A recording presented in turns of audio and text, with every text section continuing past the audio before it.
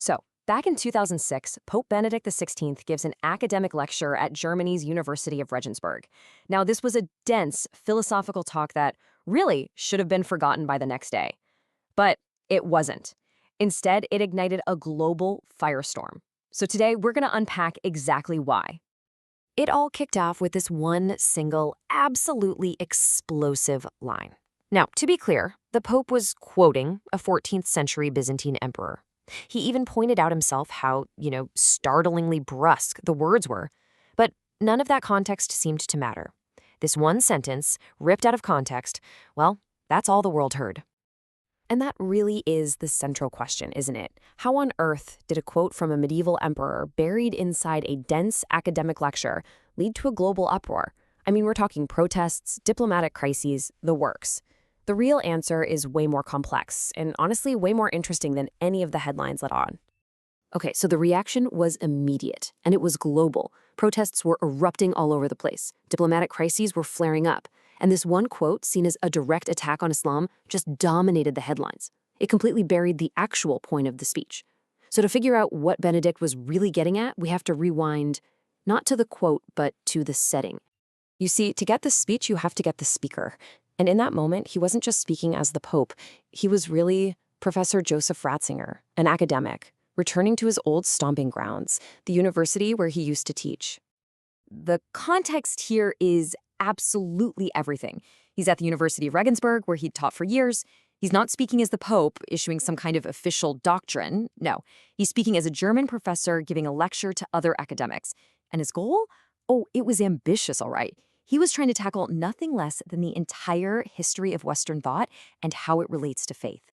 And this is so important. That quote about Muhammad, it wasn't the main point of his talk. Not even close. It was really just a rhetorical hook, a dramatic and, as we now know, a really ill-fated way to grab the attention of his audience before he dove into his real subject. This was the actual question at the heart of the whole thing. He used those really blunt words from the emperor to set up a much bigger, more universal problem. Is acting violently, even if you think you're doing it for God, a contradiction of God's very nature? And for Benedict, the answer to that was a huge, resounding yes. So that brings us to the core of his argument, which is this. Acting against reason is, fundamentally, acting against the nature of God. It's a powerful idea, and his entire case for it is built on one single, powerful Greek word. And that word is logos. Now, in Greek philosophy, logos means a whole bunch of things. Reason, word, logic, the divine, intelligent order behind the entire universe. For Benedict, this isn't just some abstract philosophical idea. No, for him, it's deeply, deeply theological. He builds his entire case right on the famous opening line of the Gospel of John. In the beginning was the logos, which we often translate as the word, but it also means reason. What he's saying is that the universe wasn't born from random chaos or just some arbitrary decision. It was born from a divine, creative, and rational intelligence. It means that in this view, the whole world has the fingerprint of reason all over it. And this comparison really gets to the heart of the philosophical clash he's describing. He puts the biblical idea, in the beginning was the logos, right up against a famous line from Goethe's Faust, in the beginning was the action. What he's doing here is making a really strong case that reason and truth come before pure action or sheer will. And honestly, that's a central theme you see throughout his entire career. Okay, so with that foundation laid, Benedict then starts to diagnose what he sees as the great crisis of the modern West.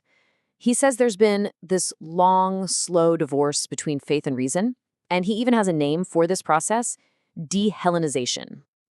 De-Hellenization, it's basically the un-Greeking of Christianity. He's talking about the process of stripping faith of its philosophical and rational roots, the very things that, in his view, allowed it to connect with all these different cultures in the first place. And he traces this separation across centuries. He argues that it started with certain ideas in the Reformation that put faith alone up against reason. Then it continued during the Enlightenment, which kind of pushed religion into a box, saying it's just for private morality. And finally, he says it all ends up in our modern world, leaving us with what he calls a mutilated reason, a reason that can do incredible things, like build spaceships, but is totally closed off to the biggest questions about meaning, ethics, and God. So after laying out this big problem, Benedict gets to his solution. And his answer wasn't to just ditch reason, far from it. His solution was to expand it. He called for a renewed and enlarged idea of what reason is and what it's really capable of. This enlarged reason he's talking about is one that just refuses to be stuck only with what you can measure in a lab or prove with an experiment. It's a reason that's brave enough to take on the big stuff: ethics, art, philosophy, theology. It's really a call to broaden our horizons and use all the tools in our intellectual toolbox, not just a select few. And this whole vision comes right out of a famous conversation he had with the philosopher Jürgen Habermas. Together, they argued that faith and reason can actually help each other out. They can be mutual correctives. So reason can save religion from its worst impulses, things like fanaticism. And at the same time, faith can save reason from becoming detached from morality, from creating its own monsters, as Habermas put it. Which brings us all the way back, full circle, to that firestorm that started everything. And this is where we find the deep, profound irony at the heart of the whole Regensburg legacy. The biggest irony of all is this. What almost everyone called a terrible communication error, well, it actually achieved what the speech was calling for. Think about it. This super dense academic lecture that maybe a few hundred people would have ever read was suddenly being debated, translated, and picked apart on every single continent. It accidentally kicked off the exact global dialogue about faith and reason that Benedict was hoping for. Near the end of his talk, Benedict quoted Plato. He was talking about the danger of becoming cynical and just giving up on the big questions of life.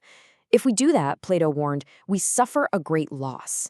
And that was really Benedict's final plea, that we should never ever stop using our reason to search for truth, no matter how hard it gets.